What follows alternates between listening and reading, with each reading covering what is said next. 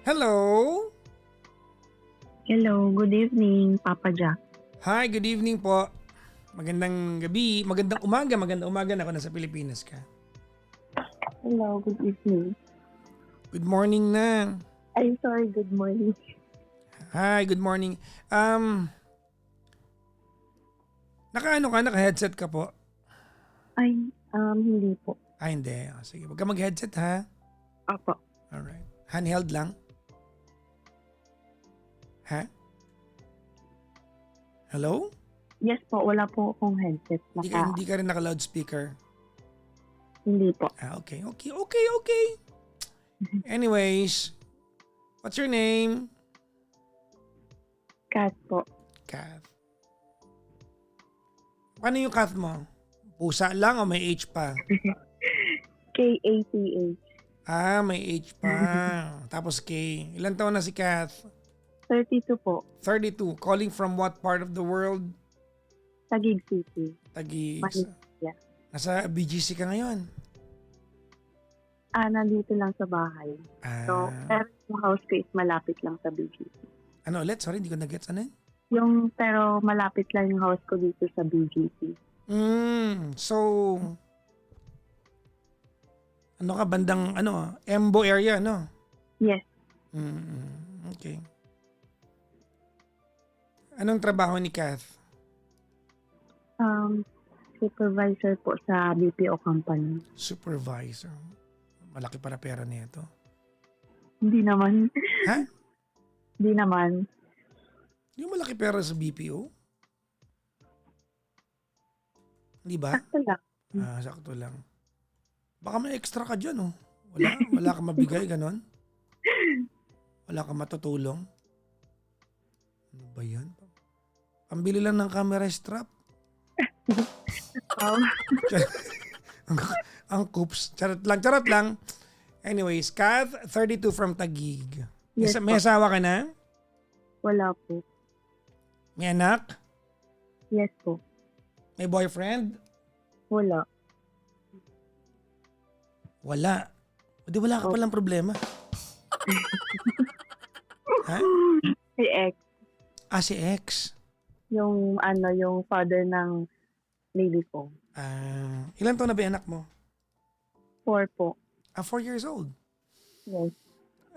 Okay. Kasal ba kayo nun? Hindi. Hindi po. Hindi. Okay. Gaano katagal naging kayo bago ka nagbuntis? Isang taon po. Isang taon. Mm-hmm. Paano kayo nagkakilala? Bali ka-work ko din po siya sa BPO company before. Okay. Hanggang ngayon hindi na. Pero ngayon hindi na po. Okay. So 1 year nagbuntis ka, tapos kailan kayo naghiwalay?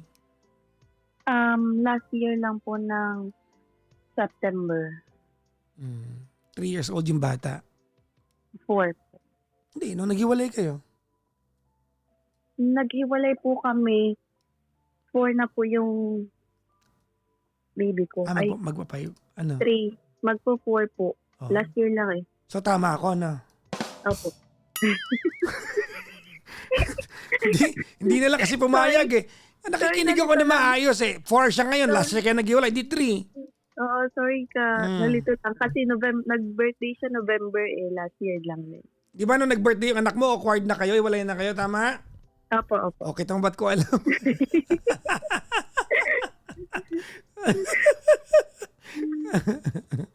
Anyways, sige. Ba't kayo naghiwalay? Sa makabilang bahay. Nako. Naghanap ng ibang mama. Nahuli mo, mamin?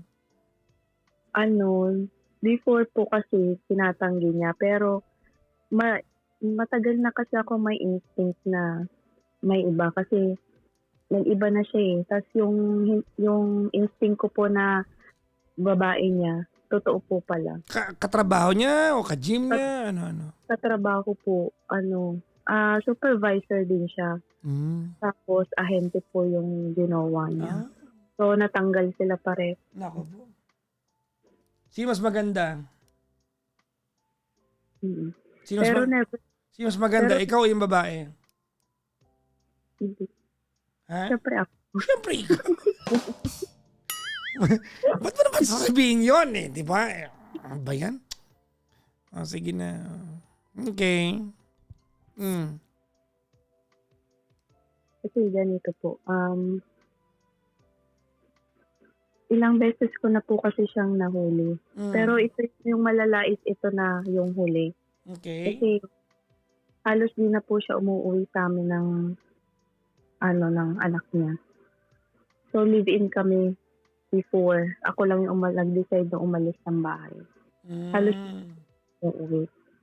Tapos nalaman ko na, yung huli ko na nalaman na hotel na niya pala. Tapos nagpapaalam sa akin tuwing Sunday. Kasi ang day off ko is Saturday, Sunday. Kumbaga, gusto ko man lang mag-family bonding man lang Oo, kami. importante Tuwing yun, rest no? day ko. Opo, tuwing rest day ko. Hindi naman kailangan gumastos ng malaki. Family bonding, sabay lang kayo kumain or sa bahay magbanding kayo. Basta Pero kumbaga may moment kayo. Tama yeah, ganun. opo, pati Okay. sa anak niya. Kaso pati sa anak niya wala siyang strong bond sa anak niya. Mm-mm. Lagi siyang umalis ng bahay. Tapos tuwing Sunday, sabi niya may RDOT. Kasi sa amin may rest day OT. Pag rest day mo, pwede kang pumasok. Ang Tapos, tawag, Ardot? opo, RDOT. Rest day OT. Yung pala tawag doon, Ardot. O tapos? Tuwing Sunday yun, walang palya. Tapos, So, ako naman, kumbaga, sige lang. lagi siyang may rest day OT. So, Sabi niya, sa utak mo, parang naghahanap buhay naman, okay na yan. Parang ganun opo, na. opo. Nung pala, hindi pala Ardot, no? Sundot pala yung ginagawa. So, sorry. Tingnan nyo na, hindi ako inaantok nga dahil ko naiisip. Okay, tapos. Tuwing Sunday. Tapos, Lakasan mo, hindi ka marinig. Ano yun? O game. ang sipag niya. Tapos, kasi Laguna pa siya pumupunta. All the way from Laguna. Taguig to Laguna. Pag inaaya ko siya mag-mall-mall lang kami or mamasyal dyan sa BGC or magbanding kami, mag-mall. Ang lagi niya sinasabi, pagod ako sa work, ang dami kong ginawa, magpapahinga lang siya sa bahay. Iba yung Ardot niya kasi. Oo. Gusto niya lang sa bahay magpahinga, huwag na daw kami lumabas. Gusto daw niya magpahinga, matulog. Pero tuwing Sunday, nakakapunta ka ng Laguna. Okay. Napakalaki. Tapos, September lang ako nakipag-iwalay kasi halos wala na siyang respeto sa akin sa bahay. Hindi na siya umuwi. Tapos pag-uuwi niya po galing work, sa sofa na siya natutulog. Hindi na siya tumatabi sa amin, sa room ng anak niya. Naku. Araw-araw yun. Kumbaga, hindi ka na rin yan nilalambing. Opo, ang sabi niya kasi, hindi siya makatulog sa room kasi nga malamig daw. Dati namang hindi niya issue yun. Parang gano'n, no? Tapos manonood pa daw siya ng TV sa sala. Kasi nga may ka-chat siya, tsaka video call. Opo, siguro. Kita mo? Ganun.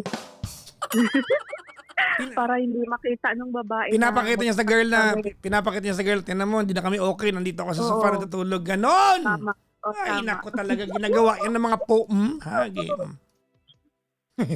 Sorry. Yun nga rin yung sabi ng mama ko, kaya ganun, para malaman ng mga diba? hindi na okay. Ang dami mo reklamo, pero nakikipagbalikan sa'yo, pinag-iisipan mo, ano?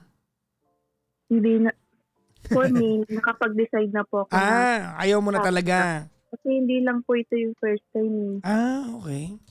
Kasi, kumbaga, matagal ako nagtiis, may anak kami eh. Hindi naman yung unang pagkakamali is hiwalay agad.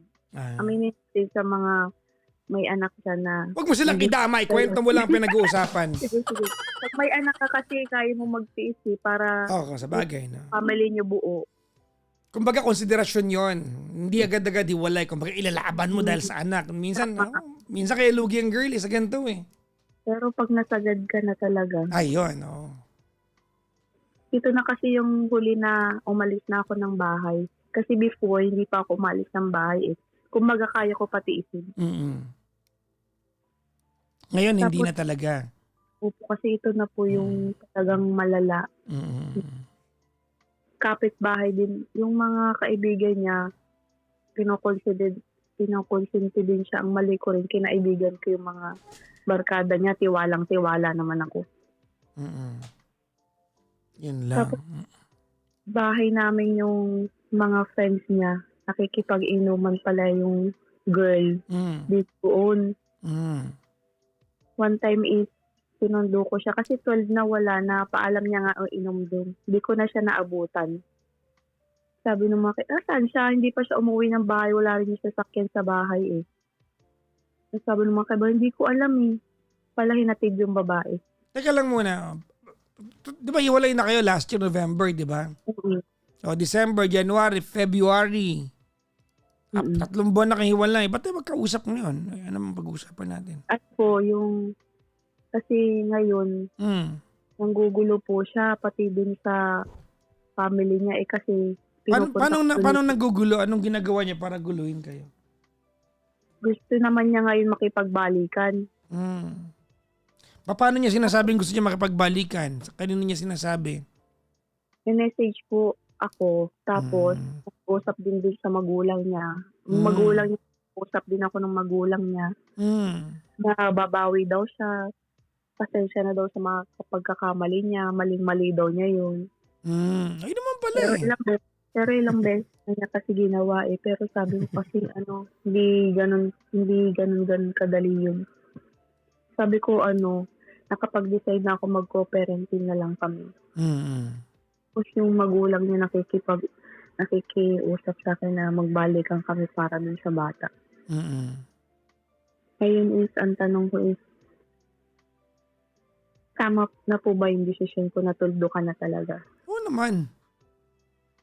Tapos hindi lang po yun kasi nung buntis ako, binubuntis ako eh. Oo, lalo pa.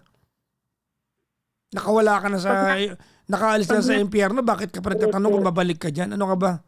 Anong consideration mo dahil lang ginugulo ka ng family niya para balikan siya? Oh, number 1, nananakit. Pangalawa, hindi yun yung first time na ginawa niya sa'yo. Tama. Opo. Pangatlo, ano yun? Reserve ka niya? Ikaw yung nanay ng anak niya, reserve ka niya? Dahil hindi nag-work yung naging chicks niya, pabalik sa'yo? Parang ganun na nga. So ikaw may duda ka sa sarili mong desisyon, ano? Gusto ko lang po ng yung sa advice ng iba kung tama po bang tuldo ka na talaga, hiwalay na talaga as in.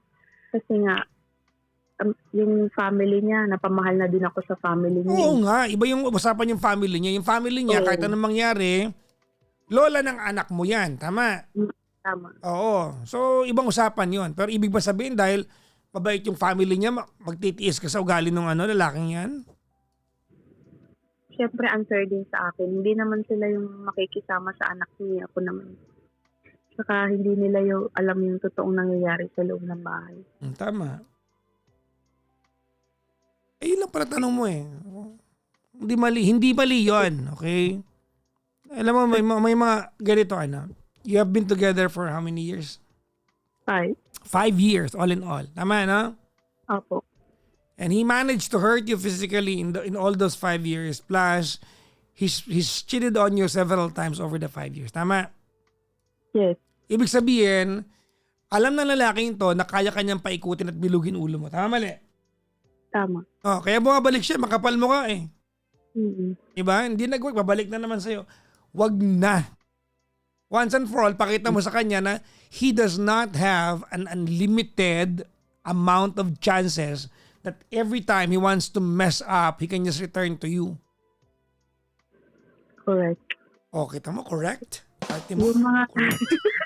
kasi yung mga nasa paligid ko, parang top yung mga nila, yung advice. Yung iba sabi, balikan ko para sa anak. Tapos yung iba... Alam nyo, kahit kailan hindi ko naging yan. Hindi ko naging parameter dahil may anak magtitiisan kayo kayong dalawa bilang magulang. Dahil may anak kayo, ganun yun. So pag ang tumanda kang hindi masaya sa buhay, ang may kasalanan yung anak kasi siya dahil ba't ka nagbalikan. Kahit nahirapan ka. Tama. Kasi ang sinasabi nila, kawawa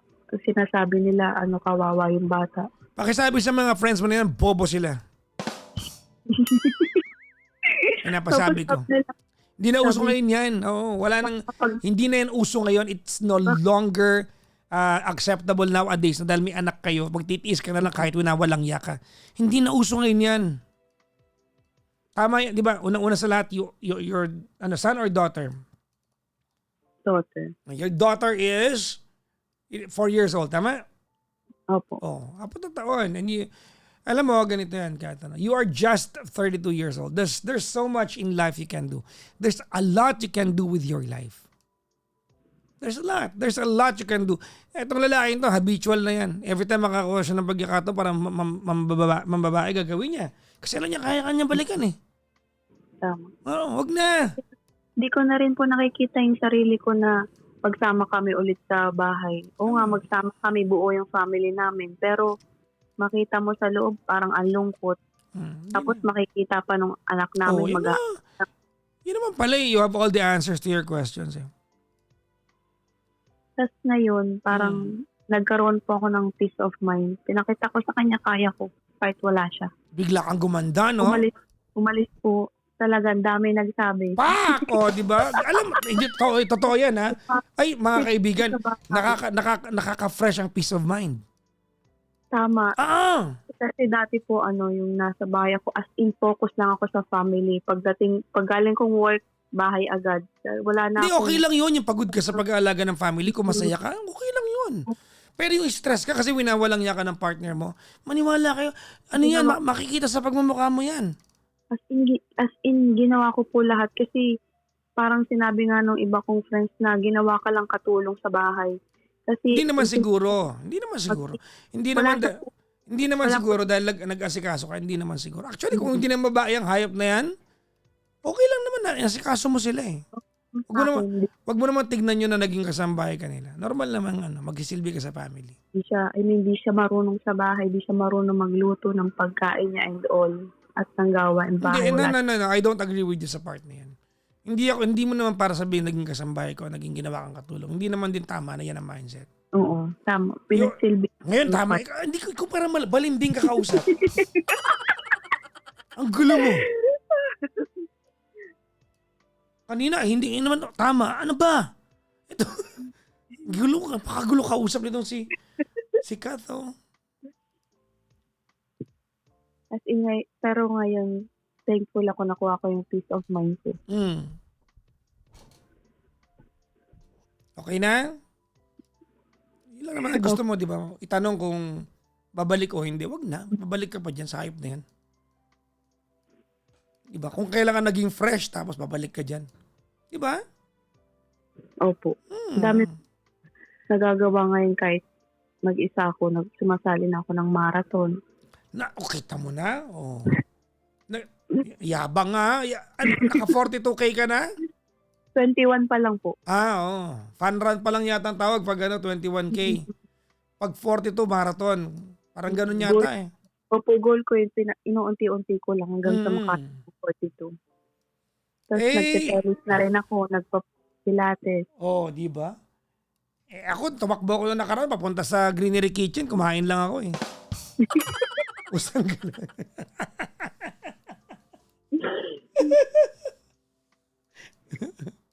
Anyways, I'm happy for you, Kath. Diba?